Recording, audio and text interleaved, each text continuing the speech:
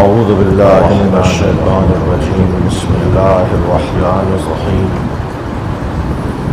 الحمد لله الذي لا يبلغ مدحته القائلون ولا يحصي نعماءه العاطون ولا يعدي. أعوذ بالله من الشيطان الرجيم بسم الله الرحمن الذي ليس لصفته حد الحمد لله ولا نعت موجود ولا وقت معدود ولا أجل ولا يحصي نعماءه العاطون. فطر الخلائق بقدرته ونشر الرياح برحمته الذي ليس لصفته حد مسدد المصطفى جهة موجود ولا وقت معدود. سيدنا ومولانا ومولى الكونين جد الحسن وفطر الخلائق بقدرته ونشر الرياح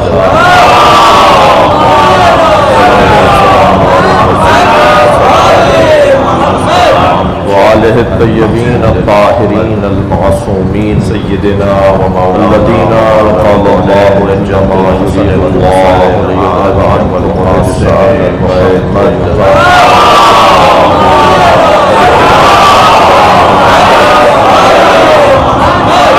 وآله الطيبين الطاهرين ولعنة الله على أعدائهم أجمعين الذين قال الله إنما يريد الله ليذهب عنكم الرجس أهل البيت وقال الحكيم في قرآن الكريم ومن يخرج من بيته لعنة الله على أعدائهم أجمعين من يوم عداوتهم إلى قيام يوم الدين أجره على الله وقد كان الله الحكيم في قرآن الكريم. بسم الله الرحمن الرحيم يخرج من بيته مهاجرا إلى الله التماس ایک سورہ فاتحہ 3 مرتبہ يدركه الموت فقد. حاضرین مجلس کے مرحومین اور خاص طور پر کان اللہ غفورا داؤد حبیب صلوات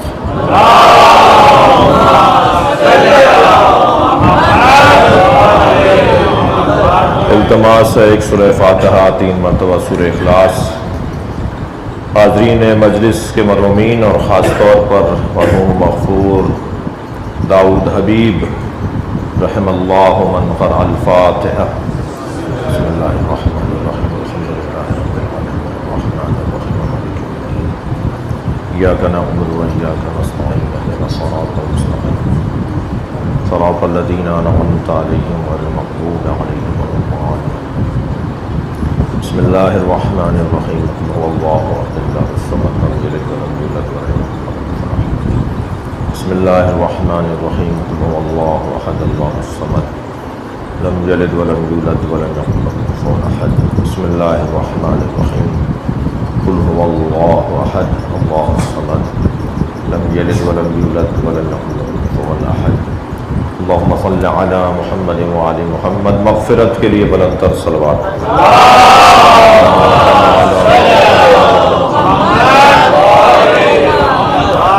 سورہ مبارکہ نساء کی آیہ کریمہ ہے جس کا نشان ہے 100 نمبر پر آیت نمبر 100 ہے جو آپ کے سامنے تلاوت ہوئی ہے. اللہ اپنے اس کلام میں معرفت کا، معارف کا، مفاہیم کا، زندگی میں آنے والے مسائل اور ان کا حل اور صاحبان کردار اور تاریخ ساز شخصیتوں اور جو لوگ امامت اور رہنمائی کرتے ہیں، جو لوگ سربراہی اور قیادت کرتے ہیں، جو لوگ معاشرے کو صحیح رخ پر، سماج کو صحیح رستے پہ ڈالتے ہیں، ان لوگوں کے بارے میں بات کر رہا ہے. وَمَن يَخْرُجْ مِن بَيْتِهِ، اور وہ کہ جو اپنے گھر سے نکلے، مہاجراً الی اللہ ورسولہ، اس حالت میں کہ وہ اللہ اور اللہ کے رسول کی طرف ہجرت کر رہا ہو. ثم یدرکہ الموت، اور اس حالت میں کہ وہ اپنے گھر سے اللہ اور اللہ کے رسول کی طرف نکل چکا ہو، اس حالت میں اسے موت آن تھامے، موت آ پکڑے، موت اس تک پہنچ جائے، فقد وقع اجرہ علی اللہ، تو بس اس کا اجر اللہ پر ہے۔ وکان اللہ غفورا رحیما، اور اللہ بہت زیادہ بخشنے والا بھی ہے اور مہربان اور کرم فرما بھی ہے۔ یہ آیہ کریمہ کا ظاہری ترجمہ ہے، اور آج کی مجلس کی جو نسبت ہے وہ محترم سننے والوں پر واضح ہے۔ ایک مرتبہ پھر آیت پر غور کرنا چاہوں گا، اور یہ قرآن ہے، یہ اللہ کا کلام ہے، اس کا ایک ایک لفظ اور ان لفظوں کی نشست اور ان لفظوں کا برتنا اور استعمال کرنا، وہ اپنی جگہ پیغام رکھتا ہے، اس کے اندر کوئی نہ کوئی پیغام ہے۔ وَمَن يَخْرُجْ مِن بَيْتِهِ، یہاں پر یخرج کا لفظ ہے، یہاں خروج کا لفظ ہے، یہاں خرجتو کے قبیلے کا لفظ ہے۔ اخرج اور اخراج کا مادہ اور صیغہ نہیں ہے، یعنی کسی کو نکالا جاتا ہے اور کوئی نکلتا ہے، کسی کو نکالا جاتا ہے اور کوئی نکلتا ہے، ان دونوں میں موٹا سا فرق ہے۔ جو خود نکلتا ہے وہ اختیار سے نکلتا ہے، اپنی مرضی سے جاتا ہے، اپنی پسند سے جاتا ہے، اس کا اجر کچھ اور ہے، اور کسی کو نکالا جائے اس کا مقام کچھ اور ہے۔ یہاں پر گفتگو نکالے جانے کی نہیں ہو رہی کہ ومن اخرج، اگر کہا جائے کہ مجھے نکالا، جسے نکالا جائے، یا نکالنے کی بات نہیں ہو رہی، یعنی اپنے اختیار سے کام کر رہا ہے، مجبور نہیں ہے، اپنی پسند سے گھر۔ ومن یخرج من بیتہ، جو اپنے گھر سے نکلے، اپنے گھر سے نکلے، اسے کہیں سے نکالا نہ جا رہا ہو، کوئی اور نہ نکال رہا ہو، خود اپنی پسند سے جا رہا ہو۔ اختیار میں اور اجبار میں جو فرق ہے نا، وہی یہاں پر اخراج میں اور خروج میں فرق ہے۔ خروج اور اخراج کے اندر وہی فرق ہے جو اختیار اور اجبار میں فرق ہے، یعنی مجبوراً کوئی کام کیا جائے تو وہ بھی کام ہے، اور اختیاراً کوئی کام انجام دیا جائے تو وہ بھی کام ہے، مگر دونوں میں بڑا موٹا سا فرق ہے کہ فضیلت اس کی ہے جو اپنے اختیار سے کام انجام پا رہا ہے، جو اپنی پسند سے کام انجام دے، اس کی فضیلت ہے۔ اور پھر من بیتہ ہی، اپنے گھر سے، یعنی گھر کو چھوڑنا کوئی عام بات ہے؟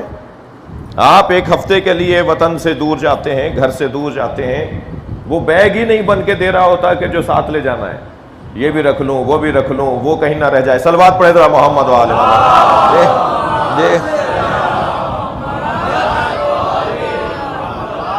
اپنے گھر سے نکلنا، اپنے گھر کو چھوڑنا کسی مقصد کی خاطر۔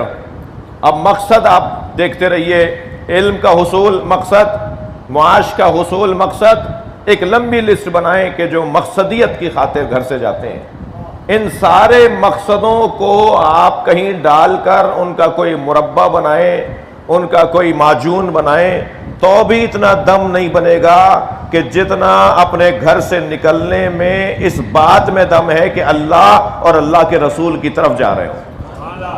امام زمانہ بلند ترین صلوات اللہم ومن یخرج من بیتہ، جو اپنے گھر سے نکلتا ہے اور اپنے اختیار سے نکلتا ہے، اور نکل کر جاتا کہاں ہے؟ مہاجرن الی اللہ ورسولہ، وہ مہاجر ہوتا ہے، یعنی ہجرت کنندہ ہوتا ہے۔ حضرت ہاجرہ کا نام بھی ہاجرہ اسی وجہ سے ہے، جی، ہجرت کرنے والی بی بی۔ اور ایک جگہ سے دوسری جگہ سفر کرنے والا وجود، مگر یہ کہاں سے، اپنے گھر سے کہاں جا رہا ہے؟ اس کا گھر تو اینٹوں پتھروں کا ہے، اللہ اور اللہ کے رسول کی طرف جا رہا ہے، وہاں کوئی اینٹ پتھر ہیں؟ اللہ اور اچھا، یہ تو اپنے گھر سے نکل رہا ہے، جہاں رہا ہے وہ کہاں ہے جگہ؟ اس آیہ کریمہ پہ میں غور کر رہا ہوں۔ وَمَن يَخْرُجْ مِن بَيْتِهِ، جو اپنے گھر سے نکلے، مہاجرن الی اللہ ورسول، تو اللہ اور رسول کہاں ہے؟ مکے میں، مدینے میں۔ میں نے تو بہت سے لوگ دیکھے جنہیں مدینے میں رسول نہیں ملتے، ہم نے تو بہت سے لوگ دیکھے جنہیں مکہ پہنچ کے بھی اللہ نہیں ملتا، بہت سے لوگوں کو تو مصلی پہ اللہ نہیں ملتا، اور بہت سے لوگوں کو بازاروں میں بھی اللہ یاد رہتا ہے، بہت سے لوگوں کو اپنی کرسی پر بیٹھ کر ماتحتوں سے بات کرتے ہوئے بھی اللہ یاد رہتا ہے، بہت سے لوگوں کو امام بارگاہ میں بھی حسین نہیں ملتے، اور کچھ ہوئے کہ جنہیں گھر چل کر حسین ملنے آتے ہیں۔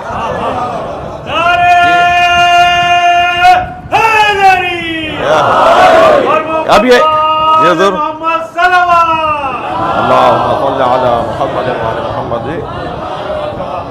اب یہ جو نکل رہا ہے یہ تو اپنے گھر سے نکل رہا ہے، جا کہاں رہا ہے؟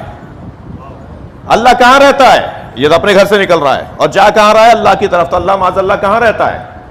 اگر میں اللہ کے بارے میں یہ کہوں کہ کہاں رہتا ہے، وہاں رہتا ہے، جہاں رہتا ہے، تو یہ اللہ کی توحید کے عقیدے کے خلاف ہے۔ اللہ اشاروں میں نہیں آ سکتا، اللہ کسی خاص جگہ پر محدود تصور نہیں کیا جا سکتا۔ یہ مولا علی کے جملے نہج البلاغہ کے، وہ اللہ ہی نہیں ہے جسے اشارے میں گنا جائے، وہ اللہ ہی نہیں ہے جس کی طرف اشارہ ہو جائے۔ تو پھر یا کہاں رہا ہے؟ یہ سفر مادی ہے یا مانوی؟ گھر سے نکل رہا ہے تو گھر جائے تو مادی سفر بنے گا، توجہ چاہ رہا ہوں، لیکن یہ گھر سے نکل کر اگر اللہ اور اللہ کے رسول کی طرف جا رہا ہے تو یہ مادی سفر نہیں ہے، یہ مانوی سفر ہے۔ اور یہ سفر ایسا سفر ہے کہ اگر اس نے اپنا گھر چھوڑ کے اللہ اور اللہ کے رسول کی طرف رخ کیا تو اللہ اور اللہ کا رسول اسے اتنا وسیع کر دے گا کہ وہ مارا تو عراق کے شہر کوفے میں جائے گا، مگر کراچی میں سلام کرنے والے بیٹھے ہوں گے۔ صلوات پڑھیں حضرت مسلم کے ذات پر۔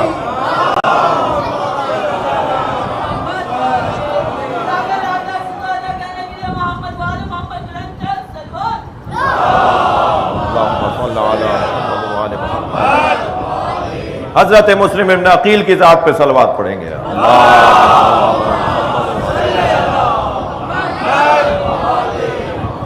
یہ اپنا گھر چھوڑ کر جا رہا ہے مگر اس کا سفر مادی نہیں ہے، یہ اپنی دنیا چھوڑ رہا ہے، یہ اپنے آسائشیں چھوڑ رہا ہے، یہ اپنے بیوی بچوں کو ترک کر رہا ہے، یہ اپنے مال منال حیثیت کیفیت کرسی منصب شہرت دنیا کو ترک کر رہا ہے، مگر جا کہاں رہا ہے؟ اللہ کی طرف جا رہا ہے۔ سودا اس کا بڑا اچھا ہے، یہ جب اللہ کی طرف چلا جائے گا اور اللہ کے رسول کی طرف چلا جائے گا تو اللہ اور اللہ کا رسول اسے وسیع کر دیں گے، کیونکہ وہ خود بھی وسیع ہے۔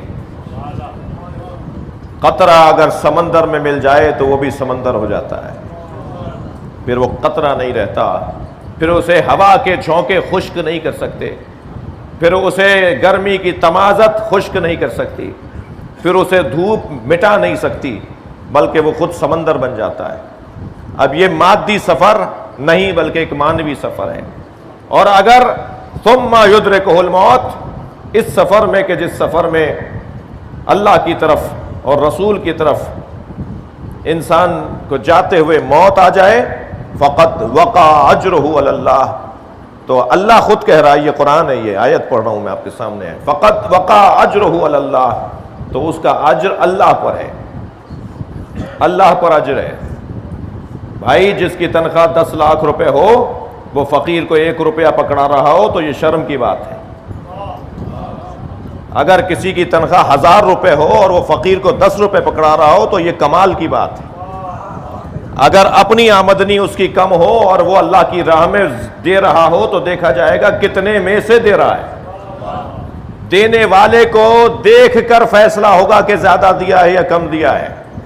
میں اور آپ اگر اپنی حیثیت میں کچھ دیں گے تو وہ ہمارے حساب سے گنا جائے گا، اور جب اللہ کہے گا کہ میں دینے والا ہوں تو دینے والا اللہ ہے، پھر اس کی حیثیت سے دیکھا جائے گا کہ کیا دے رہا ہے۔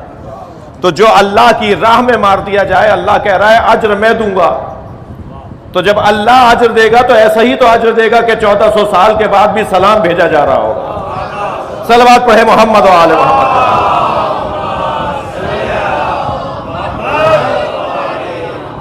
انہیں اپنے لیے رہنما مانا جا رہا ہوگا، ان کی محبت دلوں پر حاکم ہو چکی ہوگی، ان کی یاد تصورات سے بالا تر ہوگی، دنیا انہیں مٹانا چاہے گی مگر اللہ کہہ رہا ہے فقط وقع اجرہ علی اللہ۔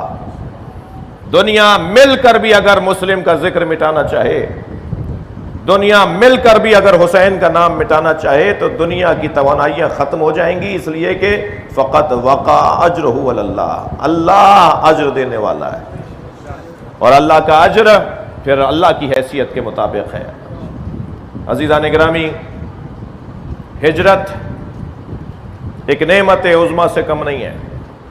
جتنے کامیاب لوگ دنیا میں آپ تلاش کریں، مادی اعتبار سے اور معنوی اور روحانی اعتبار سے، میں ان بچوں اور جوانوں سے زیادہ مخاطب ہوں کہ ہجرت کے بغیر ترقی، ہجرت کے بغیر علم، ہجرت کے بغیر معاش، ہجرت کے بغیر تجربہ، ہجرت کے بغیر سمجھداری، معاملہ فہمی، دانش مندی مشکل ہے، ممکن ہے مگر مشکل ہے۔ یعنی اگر آپ اپنے وطن میں 10 قدم چلیں گے اس طرف جس طرف آپ کو جانا ہے، اور ہجرت کرنے کے بعد آپ 1 قدم اٹھائیں گے تو 10 قدموں کے برابر ہوگا۔ اتنا بڑا فرق ہے ہجرت کے اندر۔ مگر میں تو علم کے حصول میں اور معاش کے حصول میں ہجرت کے بارے میں جب بات کرتا ہوں تو ایک گھبراہٹ کے ساتھ اور لکنت کے ساتھ کرتا ہوں، اس لیے کہ جو خود ساختہ ہجرتیں مغربی ممالک میں اور سمندر پار ممالک میں ہمارے دوستوں نے کی ہیں دہشت گردی کے بہانے سے، جی میں تو وہاں بھی جاتا ہوں تو اگر اشرا پڑھ رہا ہوتا ہوں تو ایک پوری تقریر ان کے لیے کرتا ہوں کہ آپ پاکستان واپس آ جائیے۔ وہ مجھے گھیر رہے ہوتے ہیں کہ آپ یہاں جائیے، میں ان سے کہتا ہوں میں آپ سب کو واپس لے جانے کے لیے آیا ہوں، بس کما لیا، کھا لیا، بڑی عزت بنا لی، بڑی دولت بنا لی، واپس چلیے پاکستان، وطن کی خدمت کیجیے۔ صلوات پڑھے ذرا محمد و آل محمد۔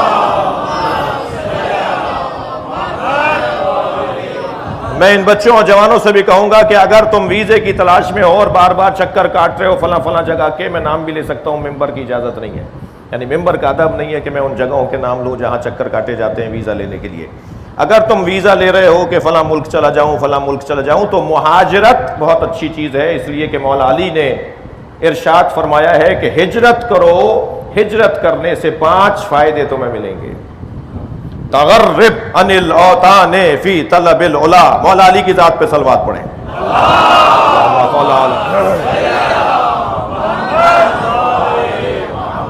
مولا کا 4 مصرے آپ کو سنا رہا ہوں، مولا علی سے منسوب 4 مصرے، مولا علی کے 4 مصرے 2 شعر۔ تغرب عن الاوطان فی طلب العلا، سافر ففی الاسفار 5 فوائد، علم و آداب و صحبت و ماجدی، تفرج ہم و غم و اکتساب و معیشتی۔ مولا علی کے اقوال اشعار میں سے یہ 2 شعر۔ تغرب، وطن چھوڑو، غربت کی طرف جاؤ۔ غریب کہتے ہیں بے وطن کو، وطن سے دور کو غریب کہتے ہیں۔ وہ پیسے والا ہوتا ہے مگر غریب ہوتا ہے، یعنی وطن سے دور ہوتا ہے، وہ ہمارا اردو والا غریب نہیں ہے، یعنی وطن چھوڑ کے جو آ گیا ہو اسے غریب کہا جاتا ہے۔ تغرب، مولا فرمارے حکم دینے غریب ہو جاؤ، نکلو گھر سے باہر جاؤ۔ عن الاوطان، اپنے وطنوں سے، اوطان وطن کی جمع۔ تغرب عن الاوطان فی طلب العلا، بڑے مقصد کی خاطر ہجرت کرو، بڑے مقصد کی خاطر۔ سافر ففی الاسفار 5 فوائد، سفر اختیار کرو، اس لیے کہ سفر میں 5 فائدے ہیں۔ علم، تمہیں سفر میں علم ملے گا۔ آداب، تہذیب اور ثقافت ملے گی۔ صحبت و ماجدی، بہترین دوست ملے گا، جی۔ تفرج ہم و غم، تمہارا ہم اور غم، بیماریاں دور ہوں گی، ذہنی دباؤ تمہارا ختم ہوگا، ٹینشنیں تمہاری ختم ہوں گی۔ تفرج ہم و غم و صحبت و اکتساب و معیشتی، اور تمہارا مال اور تمہاری معیشت بہتر ہو جائے گی۔ تمہیں علم ملے گا، تمہیں تہذیب ملے گی، تمہیں اچھا دوست ملے گا، ہم اور غم دور ہوگا، چوتھا، اور تمہارا مال بہتر ہو جائے گا، تمہاری معیشت بہتر ہو جائے گی۔ مگر عزیزان گرامی، مولا علی نے یہ نہیں فرمایا کہ وہیں جا کے رہو، پھر بچے پیدا ہو ڈیوڈ جان ماجد نقوی، آدھا نام انگریز اور عیسائیوں کا اور آدھا نام سید صاحب کا، پھر پڑھ پوتے تو تمہیں ملیں گے ہی نہیں کہ وہ مسلمان بھی رہے یا نہیں. صلوات پڑھ لیں ذرا محمد و آل محمد. تو خدا کے واسطے پاکستان سے علم حاصل کرنے میرے بچے جائیں, میرے جوان معاش کو بہتر کرنے کے لیے پاکستان چھوڑ کر جائیں, مگر کچھ مدت کے بعد واپس آ کر اپنی صلاحیتوں کو پاکستان اور وطن کے لیے خرچ کریں, اپنے وطن کو بہتر کریں اور یہاں کے معاملات کو بہتر کریں. الحمدللہ میں اس وقت تنگ ہو گیا میرے پاس, مجھے مصائب بھی پڑھنے ہیں کہ ایک بڑی تعداد میں ان ممالک سے کہ جہاں سے اہل بیت کے چاہنے والے نکالے گئے تھے اور انہوں نے وہاں دوسرے ملکوں میں جا کر اپنے علم کو, تعلیم کو بہتر کیا, اب جب اپنے وطن میں پلٹ کر آ رہے ہیں تو اس وطن کی ضرورت بن گئے وہ. اب وطن ترقی نہیں کرے گا جب تک کہ تعلیم یافتہ لوگوں کا اس وطن میں اپنا حصہ نہ ہو. عزیزو, 4 ایسی ہستیاں ہیں تاریخ اسلام میں جو ایک جگہ جمع ہو جائیں تو پھر وہی فیصلہ ہوتا ہے جو یہ 4 چاہتے ہیں. ایک عباس علمدار, ایک محمد حنفیہ, ایک عبداللہ ابن جعفر اور ایک مسلم ابن عقیل. یہ چاروں اگر ایک جگہ پر جمع ہو جائیں تو جو یہ چاہیں گے وہی ہوگا. لہذا ان کی شجاعت استعارہ ہے, یہ کسی میدان میں نہیں اترتے مگر وہ میدان سر کر کے لوٹتے ہیں. یہ کسی جہاد میں نہیں جاتے مگر وہاں سے جیت کر لوٹتے ہیں. جہاں ان کا نام شجاعت سے تعبیر ہے وہاں یہ دانائی اور سمجھداری اور معاملہ فہمی میں بھی سردار ہیں. لہذا امام نے ان چاروں کو ایک جگہ نہیں ہونے دیا. امام یہ کردار کی جنگ لڑنا چاہتے تھے, یہ تہذیب کی جنگ تھی, یہ اقدار کی جنگ تھی, یہ افکار کی جنگ تھی, یہ نظریات کی جنگ تھی. لہذا بازوؤں پر لڑی جانے والی یہ جنگ امام بنانا نہیں چاہتے تھے اس کو. تو چاروں لوگوں کے بازوؤں کو تقسیم کر دیا. ایک کو مکے میں چھوڑ دیا, ایک کو مدینے میں نمائندہ بنا دیا, ایک کو اپنے ساتھ کربلا لے آئے جسے عباس کہتے ہیں, اور ایک شجاع اور بہادر کو کوفہ بھیج دیا. امام حسین نے کوفے میں اپنے اس بھائی کو اپنی سفارت اور سفیر بنا کر بھیجا. انتہائی بہادر کہ جب حملہ ہوا ہے حضرت مسلم پر تو 400 سپاہیوں سے تنہا مقابلہ کیا ہے, اور ان میں سے شاید ہی کوئی تھا کہ جس کو کوئی زخم نہ لگا ہو اور وہ اس حملے میں حضرت مسلم سے مقابلہ کرتے ہوئے زخمی نہ ہوا ہو. کم سے کم یہ کہ وہ زخمی ہوا, اور زیادہ سے یہ کہ حضرت نے 10 لوگوں کو فی النار کیا ہے. اکیلے مسلم ابن عقیل نے اپنی ذات میں لشکر. جہاں شجاعت اور بہادری میں حضرت مسلم, حضرت عقیل کے فرزند, حضرت ابو طالب کے پوتے, حضرت ہاشم کے پڑپوتے اور مولا علی کے بھتیجے, امام حسین کے تایا زاد بھائی. حضرت عقیل مولا علی سے بڑے تھے, بڑے بھائی ہیں حضرت عقیل. مولا علی 4 بیٹوں میں سب سے چھوٹے ہیں. حضرت ابو طالب کے 4 بیٹوں میں سب سے چھوٹے بیٹے مولا علی ہیں, 4تھے بیٹے ہیں مولا علی. بڑے بھائی کی اولاد, مولا علی کے بڑے بھائی کے فرزند ہیں حضرت عقیل. حضرت مسلم, ان کے والد حضرت عقیل مولا علی کے بڑے بھائی, امام حسین کے تایا جان. کوفہ پہنچے ہیں اور وہاں سمجھداری کا حال یہ ہے, عالم یہ ہے کہ خطابت میں اور ملاقاتوں میں اور مذاکروں میں جس متانت کے ساتھ, جس اعتماد کے ساتھ آپ اپنے نظریے کو پہنچا رہے ہیں وہ تاریخ ساز ہے. حضرت مسلم کی عظمت کے لیے میں ایک جملہ کہوں اور پھر چند جملے مصائب کے پڑھوں. دیکھیے, مسلم ابن عقیل وہ باعظمت وجود ہے. کربلا کے شہداء نے جو 9 محرم کو پایا, مسلم نے وہی چیز 1 مہینے پہلے پالی. کسی شخصیت کا اپنے ہم سفروں سے آگے چلنا، کسی شخصیت کا اپنے جیسوں میں آگے چلنا، یہ حضرت مسلم کا ہنر ہے۔ وہی مقام، وہی حیثیت جو شب عاشور کچھ لمحوں کے لیے امام حسین نے چراغ بجھا کر اپنے اصحاب کی جانی، وہ 9 محرم کو جو اصحاب حسینی نے کربلا میں اپنا وجود پیش کیا، 1 مہینے پہلے مسلم تنہائی کی کیفیت میں وجود پیش کر چکے ہیں۔ فرمایا حضرت ہانی ابن عروہ نے کہ میں جب پانی مانگوں تو سمجھ لیجئے گا کہ عبید اللہ ابن زیاد تنہا بیٹھا ہے اور اس کے قریب کوئی نہیں ہے اسے بچانے والا، آپ پردہ ہٹا کے اس کے سر پہ تلوار، اس کی گردن پہ چھری چلا دیجئے گا، میرے گھر میں مارا جائے گا نا، میں جانوں اور میرا قبیلہ جانے، مگر میں حسین کا بڑا قاتل، حسین کا بڑا دشمن، آپ کا بڑا دشمن اپنے گھر میں آپ کے ذریعے سے ختم کر دوں گا۔ یہ قصہ ختم ہو جائے گا، ایک بہت بڑی رکاوٹ ہمارے رستے سے ہٹ جائے گی۔ امام حسین کو آنے میں جو رکاوٹ ہے وہ یہ عبید اللہ ابن زیاد ہے۔ عبید اللہ ابن زیاد حضرت ہانی ابن عروہ کے سرہانے بیٹھا ہے، عیادت کرنے آیا ہے۔ یہ بار بار آواز لگاتے رہے پانی پلاؤ، پانی پلاؤ، مگر مسلم نہیں آئے۔ اور جب عبید اللہ اٹھ کر چلا گیا، حضرت مسلم آئے تو تعجب سے کہا کہ میں نے تو آپ سے کہا تھا کہ جب میں پانی مانگوں تو وہ موقع ہوگا جب اس کے گلے پہ آپ چھری چلا دیں گے۔ تو حضرت مسلم انتہائی وقار کے ساتھ بولے، ہم اہل بیت مصطفیٰ کا یہ شیوہ نہیں ہے کہ ہم کسی کو دھوکہ دے کے ماریں۔